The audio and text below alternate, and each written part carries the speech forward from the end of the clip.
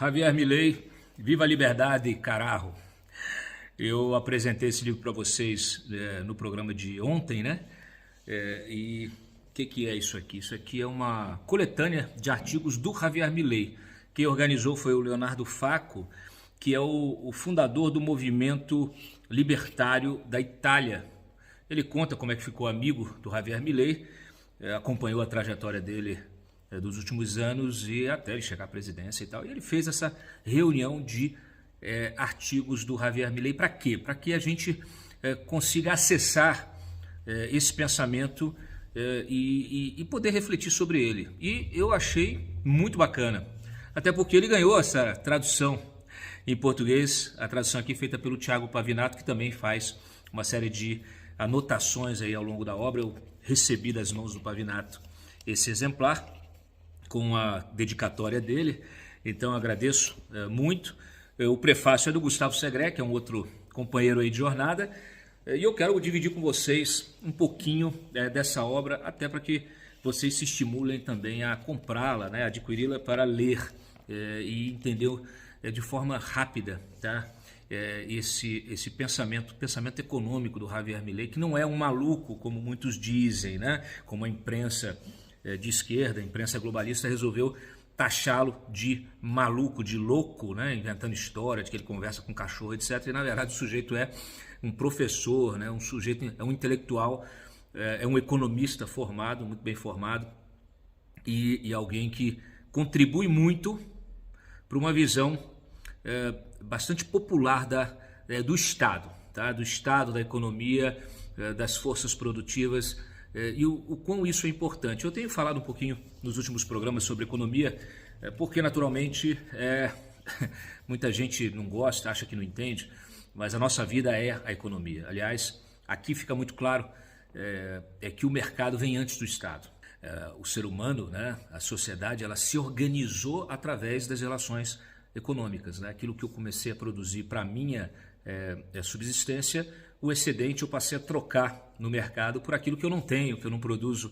A gente começou aí com o escambo, depois veio a moeda e depois veio o Estado. Então, primeiro a sociedade surgiu através das trocas econômicas, produzindo a riqueza. E depois tiveram a brilhante ideia de criar o Estado para retirar essa riqueza de vocês. Ele fala sobre isso em vários capítulos aqui, em vários artigos. Eu vou ler rapidamente aqui alguns trechos desse artigo, que é justamente a natureza do Estado. Porque ele cita um sociólogo alemão, também muito importante, que também recomendo que vocês conheçam, que é o Franz Oppenheimer. Tá? O Franz Oppenheimer, ele fala que só existem dois caminhos de se obter riqueza e que elas são mutuamente excludentes. Por quê? Vou explicar. Você tem primeiro o método de produção e troca, que eu acabei de explicar, que o Oppenheimer chama de meios econômicos. Então, tudo certo. É o caminho natural, o caminho da natureza humana. Produzir, usar o seu intelecto, usar os seus recursos físicos, né, e intelectuais para produzir alguma coisa, para prestar um serviço, produzir um bem, né, para criar alguma coisa. E isso você vende, né, você troca por alguma coisa, né, que outro faz também, que o outro produz. Então, ele cita John Locke, naturalmente. O homem primeiro encontra os recursos naturais, depois o transforma, misturando o seu trabalho com esses recursos, né? E isso se transforma na propriedade intelectual dele. E depois ele troca isso nas relações econômicas sociais, tá certo? Então, esse é o caminho ditado pelas necessidades da natureza do homem e, portanto, é chamado do caminho dos direitos de propriedade. O homem descobriu que, através do processo de troca voluntária, a produtividade e, portanto, o padrão de vida de todos os participantes da troca aumentam enormemente. Beleza, então tá aí os meios econômicos, mercado, somos todos nós. E aí tem um outro meio, o outro meio mais simples, porque ele não demanda produtividade. É o método de roubar os bens e serviços de outros por meio da força e da violência. Prestem atenção. Esse é o método do confisco unilateral, do roubo de bens alheios. Esse é o método que Oppenheimer chamou de meios políticos. Olha a profundidade disso. Quer dizer, meios econômicos, sociedade, mercado, pessoas produzindo, trocando e prosperando. meios políticos, alguém vem e toma isso de você. Então, os meios políticos desviam a produção em favor de um indivíduo ou de um grupo parasitário e destrutivo. Esse sequestro não apenas tira dos produtores, mas também reduz o incentivo para produzirem além de seus próprios sustentos. Naturalmente, você tem que saber se aquilo, você tem que ver se o que você está fazendo está valendo a pena, né? Então tá aqui, olha. Agora podemos responder de forma mais completa a pergunta. Que coisa é o Estado? O Estado, nas palavras de Oppenheimer, é a organização dos meios políticos, é a sistematização do processo predatório em um determinado território.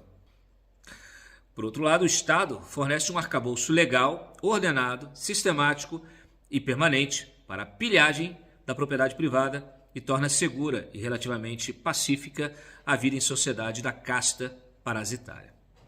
Com base nisso, é preciso deixar claro que, como a produção deve sempre preceder a depredação, o livre mercado é anterior ao Estado e que, por sua vez, o Estado não é consequência de um contrato social, pois sempre nasceu da conquista e da exploração.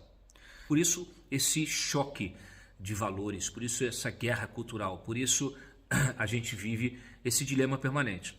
Tem gente, e aí você pode colocar todo mundo na esquerda, que acha que tem que aumentar cada vez mais o Estado, porque eles usam a sua riqueza, que é drenada de você, para fazer o proselitismo político.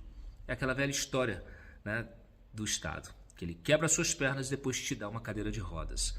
Bom, então tá aí, tradução aí do Javier Milei, Viva la Libertad, carajo, tá aqui nesta obra aí, rapidinho, ó, já li quase todo, li num voo para São Paulo,